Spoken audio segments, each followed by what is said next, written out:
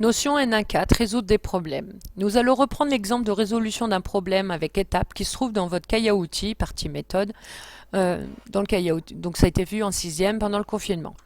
Donc en sixième, on a vu quand on a un problème où il y a plusieurs étapes à faire, il fallait tout détailler, donc toutes les opérations et les phrases réponses qui expliquent ce que vous avez calculé. Donc ça oblige à faire pas mal de phrases. Et donc maintenant qu'on a vu toutes les règles de priorité, on va voir qu'on peut écrire, on peut mettre notre problème, on peut le résoudre en n'utilisant qu'une seule étape. Donc il faut être rigoureux et avoir bien compris les différentes étapes dans sa tête pour pouvoir faire cela. Alors le problème de sixième, donc c'était Suzanne qui achète 300 grammes de jambon à 12,60 € le kilo et 1,5 kg de raisin à 3,28 € le kilo. Elle paye avec un billet de 10 € et on aimerait savoir combien la caissière lui rend. Alors, pour résoudre, d'abord, on avait vu qu'il y avait un problème de conversion d'unité. Si j'ai le prix pour 1 kg et que ma masse de jambon elle est en grammes, il y a un problème d'unité. Donc, on convertit 300 grammes en kilogrammes. Donc, si vous avez besoin, vous refaites votre tableau de conversion des unités. Ce sont des unités simples. Il faut savoir que dans un kilo, il y a 1000 grammes. Donc là, j'en ai 300. Je divise par 1000. On obtient 0,3 kg. On fait ma phrase réponse. Suzanne a acheté 0,3 kg de jambon.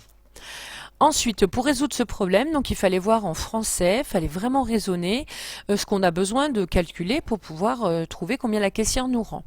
On avait vu qu'il fallait trouver combien coûtait le jambon. Donc quantité fois le prix au kilo, donc 0,3 fois 12,60 égale 3,78. Donc on avait vu dans le cahier à outils que ce produit se faisait de tête, puisque 0,3 n'a qu'un seul chiffre différent de 0. 12,60 lui a 3 chiffres différents de 0, mais comme dans le 0,3 il n'y a qu'un chiffre, c'était ce qui était suffisant. On obtient 3,78, on fait notre phrase réponse, le jambon coûte 3,78. Je vous rappelle qu'il est très important, un calcul, une phrase réponse. On ne peut pas avoir plusieurs calculs sans phrase. Donc il faut vraiment expliquer par une phrase ce que vous avez calculé. Souvent vous faites des calculs et en fait ils correspondent à rien de concret. Donc il ne suffit pas d'avoir la réponse, il faut que ce que vous ayez calculé ait un sens concret. Ensuite, donc il fallait trouver le prix du raisin. Donc là, la quantité c'était 1,5, il fallait multiplier par 3,28. Donc 1,5 a deux chiffres différents de 0, 3,28 en a 3. Donc cette multiplication, on avait vu qu'on était obligé de la poser. Et on l'avait posée dans le cahier à outils. On obtient 4,92 et on écrit donc la phrase réponse qui correspond, à savoir que le raisin coûte 4,92 €. Une fois qu'on a trouvé le prix du jambon et le prix du raisin, il fallait ajouter les deux pour trouver combien ça coûtait tout ce que j'ai acheté. Donc 3,78 plus 4,92, donc c'était une addition. Je vous rappelle que toutes les additions doivent se faire de tête, que ce soit des entiers ou des nombres décimaux. L'essentiel est de bien réaliser qu'avec les nombres décimaux, il faut que tous vos termes aient le même nombre de chiffres après la virgule. Si ce n'est pas le cas, il faut penser à rajouter des zéros, en vert par exemple, pour pouvoir ajouter les chiffres rang par rang. Donc ici, il n'y a pas de problème, ils ont deux chiffres après la virgule. Donc 8 plus 2, ça fait 10, 0 et on retient 1. 7 plus 9, ça fait 16, avec la retenue, ça fait 17. On écrit le 7 et on retient 1. La virgule, elle bouge pas, il y a toujours deux chiffres après la virgule dans les additions-soustractions. Je passe du coup au chiffre des unités. 4 plus 3, ça fait 7. Avec la retenue, ça fait 8. Donc faire vraiment attention aux retenues. Je n'ai pas la partie entière et la partie décimale qui sont deux blocs différents. Hein. Quand il y a une retenue dans la partie décimale, elle passe du coup du côté de la partie entière. Donc ça c'est ce que je dois payer, donc c'est le montant de mes achats. On a trouvé 8,70. Donc si je paye avec un billet de 10 et que je cherche la monnaie, je dois faire une soustraction. Attention au sens de votre soustraction. Je rappelle que l'ordre des termes dans une soustraction est important et que 8,70 moins 10, on obtiendra un nombre négatif qu'on ne sait pas encore faire pour l'instant. Donc ici, c'est bien 10 moins 8,70. Donc ce que je donne est ce que je dois payer. Donc là, c'est une soustraction avec retenue. Donc on part du 8,70. On fait une étape à l'entier le plus proche, donc à 9, on obtient 0,30. Une fois qu'on a 9 pour la 10, il manque 1. La réponse est 1,30. La caissière me rend 1,30. Maintenant, on va essayer de trouver l'expression, de trouver la même chose en une seule expression. Donc ça ne veut pas dire une seule opération, c'est une expression où il y aura plusieurs opérations. Pour la calculer, il faudra faire des étapes, mais en attendant, j'aurai qu'une seule phrase réponse qui est la réponse finale. D'accord? Il faut qu'on réponde en une seule. Donc là, je suis passée. Donc la conversion d'unité, par contre, elle reste, hein. Mais donc, c'est les 4 points ici de mes étapes qu'on va faire en une seule expression. Donc comment on fait? Ben, on part de la réponse en fait, on part de la fin et on va remonter notre calcul.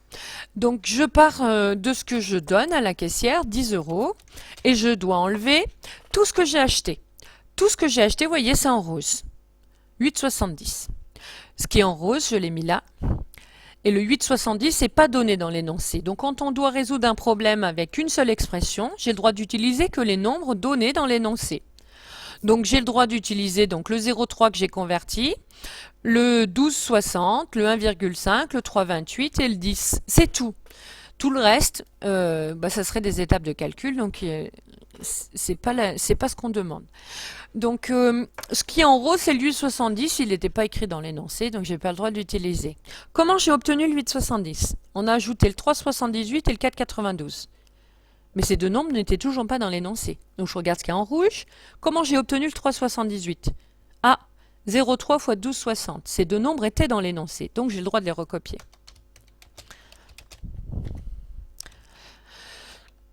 Ok. Et puis, donc ça, c'est ce qui était en rouge. Donc si je respecte les mêmes couleurs, voilà.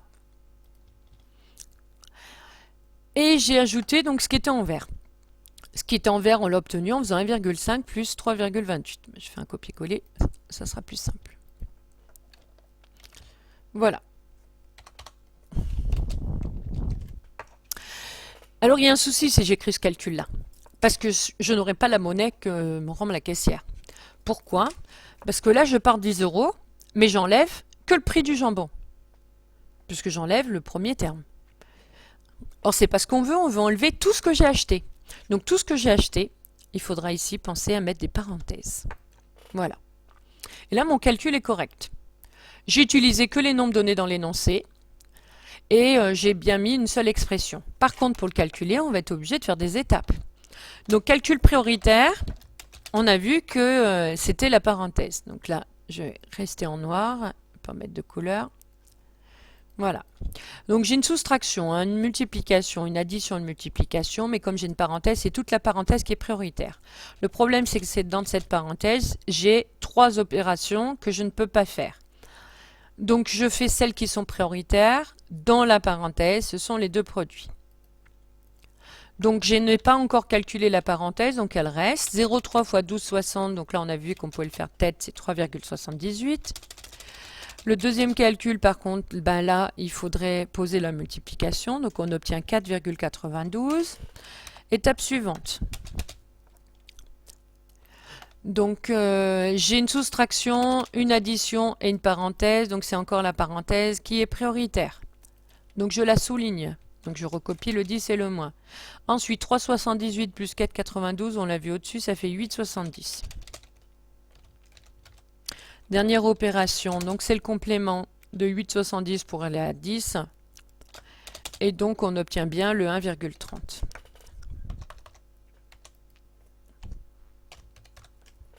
Alors ce 1,3, vous voyez, normalement on l'enlève, hein, ça serait un zéro inutile.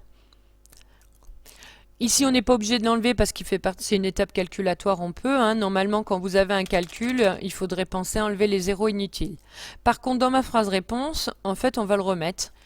Pourquoi? Donc, on vous rappelle, hein, c'est une consigne qu'on avait donnée en 6e, que les prix, souvent, on préfère leur laisser 2 chiffres après la virgule pour bien réaliser que ce sont des centimes.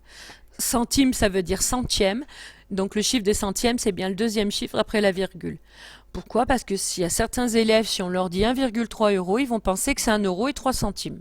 Or, c'est bien 1 € et 30 centimes. Donc, bien faire attention. Voilà, donc là, vous avez un exemple de résolution d'un problème qui s'écrit avec une seule expression, mais avec plusieurs étapes de calcul. Donc, cette 4e partie du chapitre 1 est terminée.